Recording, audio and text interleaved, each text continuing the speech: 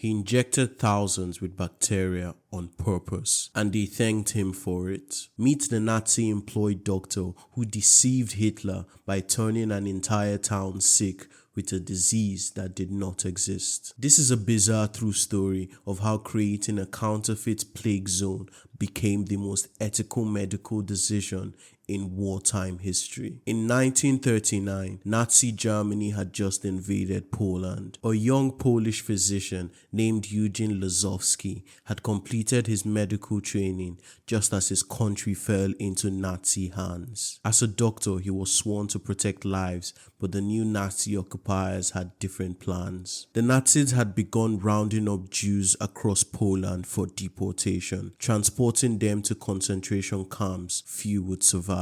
In the small town of Rozwadów, Dr. Lazowski watched as his Jewish neighbors disappeared one by one. While most felt powerless under Nazi control, Lazowski was about to undertake one of the most ingenious medical deceptions in history. He created a fake epidemic that would make the Nazis too afraid to enter an entire region in Poland. To understand Lazowski's genius, you need to understand Typhus, one of history's deadliest killers. Typhus is a nightmare disease. It begins with body lice, tiny parasites that thrive in crowds unsanitary conditions, exactly what the Nazis created in ghettos and camps. When an infected louse bites you, it defecates on your skin, and when you scratch the bite, you literally rub the infected feces into your bloodstream. Once inside, Rickettsia prausecki bacteria multiply explosively, attacking blood vessels throughout your body. Within days,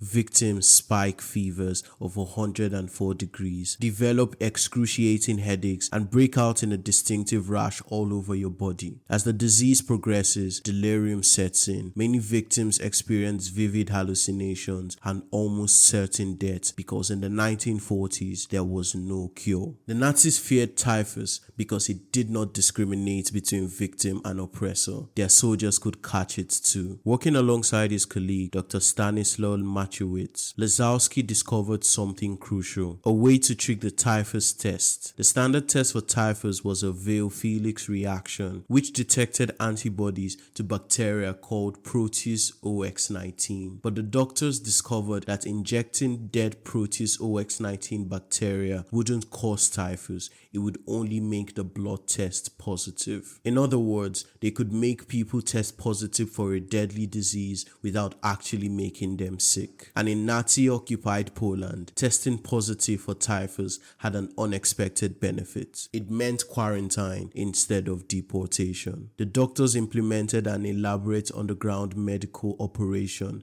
that required absolute secrecy, and soon what began with a few patients soon expanded to an entire region. Lazowski converted the back room of his clinic into a secret laboratory where him and Maciewicz cultured the Proteus bacteria in converted kitchen equipment. They stored the cultures in ordinary medicine bottles labeled as vitamins or painkillers in case of surprise inspections. The injection network operated like a well-oiled machine, and it had to. Locals would come to Lazowski with seemingly routine ailments, but mentioned they had a cousin needing special medicine. This signaled someone needed protection from deportation. Much of the work happened under curfew. Lazowski would make house calls under the pretense of treating night fevers, carrying his secret injections hidden in false-bottomed medical bags. The local Polish police, many secretly working with the resistance, would warn of German patrols, allowing the doctor to avoid checkpoints. To make the epidemic believable, they maintained detailed counterfeit medical records. Patients were carefully instructed on how to describe typhus symptoms if questioned. Some would rub their skin raw to simulate rashes. Others learned to fake delirious behavior typical of typhus victims. The deception was incredibly dangerous. Discovery would mean certain execution for the doctors, but Lazowski and Maciewicz were careful. They only gave the fake vaccines to non-Jews who might be sent to labor camps. Jewish citizens already confined to ghettos and under heavy scrutiny received fake documents identifying them as infected Poles instead. A network of trusted clergy, teachers, and postal workers helped distribute these forged papers that reclassified Jews as sick Polish Catholics. Local undertakers even staged mock funerals with empty coffins marked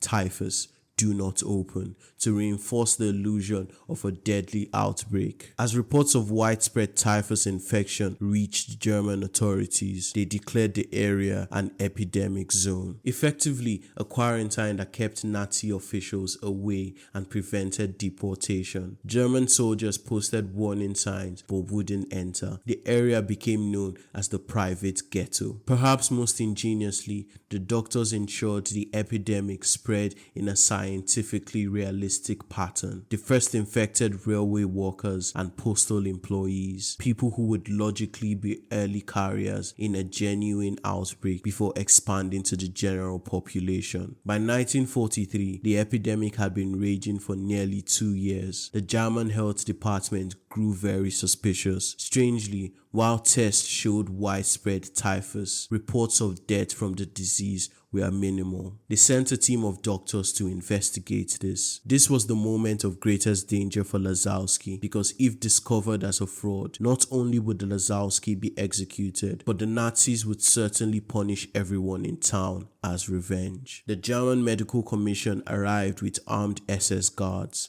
Lazowski, thinking quickly, welcomed them with a dinner and a generous amount of vodka. When it came time for the actual inspection, he took the German doctors only to the homes of the sickest looking patients with high fever from other illnesses. Fearful of contracting typhus themselves, the German doctors declined to examine patients closely or take their own blood samples. Instead, they hurriedly concluded their investigation and recommended that the quarantine remain in place. The ruse had worked. The fake epidemic continued. Until the end of German occupation in 1945, the epidemic protected approximately 8,000 to 12,000 Polish citizens, Jews and non-Jews alike, from deportation to concentration camps. After the war, as Soviet forces occupied Poland, Lazowski eventually emigrated to the United States, where he became a professor of pediatrics at the State University of New York. He rarely spoke about his wartime activities. It wasn't until the 1980s that his story began to emerge. He published an article in a medical journal